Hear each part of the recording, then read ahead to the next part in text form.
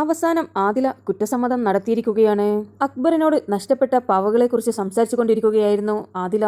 ആ സമയമായിരുന്നു അക്ബർ പറഞ്ഞത്, എല്ലാവരും ചേർന്ന് എന്നെ ഒറ്റപ്പെടുത്തിക്കൊണ്ടിരിക്കുകയാണ് എന്ന് പറഞ്ഞുകൊണ്ട് പൊട്ടിക്കരയുകയായിരുന്നു. ആദില പാവ എടുത്തത് അക്ബറിനോട് പറഞ്ഞിരിക്കുകയാണ്. ഇത് കേട്ടപ്പോൾ അക്ബർ പറഞ്ഞു, അതിൽ എനിക്ക് ഒരു പ്രശ്നവുമില്ല, എല്ലാവരും എന്നെ ഒറ്റപ്പെടുത്തുകയാണ്.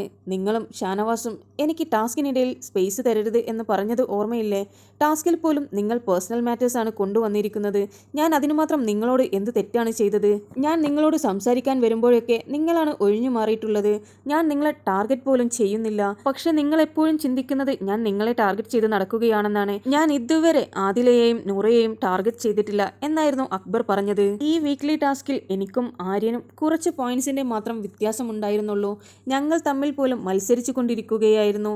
ഇത്രയും കഷ്ടപ്പെട്ട് അവനുമായി മത്സരിച്ച് നിൽക്കുമ്പോൾ ഒന്നുമല്ലാത്ത പോലെ ആക്കി എന്നെ. കുത്തനെ നിന്ന എന്നെയായിരുന്നു നിങ്ങൾ ഒറ്റയടിക്ക് താഴോട്ടേക്കിട്ടത്. ഇവിടെ എന്നേക്കാളും നന്നായി ഗെയിം കളിക്കുന്ന മറ്റു ചിലരുണ്ട്. അവരെയൊന്നും ടാർഗറ്റ് ചെയ്യാതെ നിങ്ങൾ എന്നെ മാത്രമായിരുന്നു ടാർഗറ്റ് ചെയ്തത്. എൻ്റെ വിഷമം പാവ പോയതിലല്ല. ഒരു എഫേർട്ടും എടുക്കാതെ ഇന്നലെ ഗെയിമിൽ നിന്ന് മാറി നിന്ന ഷാനവാസ്കാക്കും സാബുമാനും 0 പോയിന്റ് ആയിരുന്നു. അതുപോലെ തന്നെയായില്ലേ ഞാനും?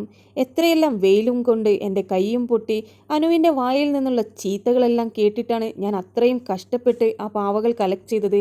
എന്നിട്ട് ഒന്നും ചെയ്യാത്ത അവരെ പോലെ ആക്കി കളഞ്ഞില്ലേ എന്നെ? ആ അനു എന്നെ എന്തൊക്കെയാണ് പറഞ്ഞിരിക്കുന്നത്? അതെന്തായാലും ഞാൻ വിടാൻ പോകുന്നില്ല. ലാലേട്ടൻ വരുന്ന എപ്പിസോഡിൽ ഞാനത് ചോദ്യം ചെയ്യിപ്പിക്കും. കാരണം അവൾ എൻ്റെ ക്യാരക്ടറിനെ തന്നെയാണ് ചോദ്യം ചെയ്തിരിക്കുന്നത്. എന്തൊക്കെ വൃത്തികേടുകളാണ് അവൾ പറഞ്ഞിരിക്കുന്നത്. നിങ്ങളെല്ലാവരും ഫെയർ ഗെയിം കളിക്കുമെന്ന് പറഞ്ഞതുകൊണ്ട് മാത്രമായിരുന്നു ഞാൻ എൻ്റെ പാവകൾ റൂമിൽ വെച്ചത്. അത് അവിടെ നിന്ന് മുക്കുമെന്ന് ഞാൻ സ്വപ്നത്തിൽ പോലും കരുതിയില്ല. എന്നെ നിങ്ങൾ എപ്പോഴും ടാർഗറ്റ് ചെയ്ത് ഒറ്റപ്പെടുത്തുകയാണ്. ഇവിടെ എന്നോട് സംസാരിക്കുന്നത് വെറും ആര്യനും നെവിനും മാത്രമാണ്. അല്ലാതെ മറ്റാരും എൻ്റെ അടുത്ത് വന്ന് സംസാരിക്കാറില്ല. ഞാൻ സംസാരിക്കുവാൻ പോവുകയാണെങ്കിൽ ഞാൻ ചോദിക്കുന്ന ചോദ്യങ്ങൾക്കുള്ള ജസ്റ്റ് മറുപടികളല്ലാതെ ഒന്നിനും നിൽക്കാതെ എന്നെ അവോയ്ഡ് ചെയ്യുന്നത് എനിക്ക് പലതവണ തോന്നിയിട്ടുണ്ട്. ഇതൊക്കെ പറഞ്ഞുകൊണ്ട് പൊട്ടിക്കരയുകയായിരുന്നു അക്ബർ. അക്ബർ കരയുന്നത് കണ്ട് ആദിലയും അവിടെ മാറി നിന്ന് കരയുകയായിരുന്നു. എന്നിട്ട് ആദില അക്ബറിനെ സമാധാനിപ്പിച്ചു കൊണ്ടിരുന്നു. കരയല്ലേ എന്നൊക്കെ പറഞ്ഞ് ടിഷ്യൂ എല്ലാം എടുത്തു കൊടുത്തു. അക്ബർ ആദിലയോട് പറഞ്ഞു, ഞാൻ നിങ്ങളെക്കാളും നല്ല ഗെയിമർ ഒന്നുമല്ല. എൻ്റെ ഗെയിം കളിച്ച് ടിക്കറ്റ് ടു ഫിനാലെ അടിക്കാൻ പറ്റുമെങ്കിൽ മാക്സിമം ട്രൈ ചെയ്യാമെന്ന് മാത്രമേ ഞാൻ നോക്കുന്നുള്ളൂ. അല്ലാതെ നിങ്ങളെ അത്ര പോലും ഗെയിം കളിക്കാൻ എനിക്കറിയില്ല.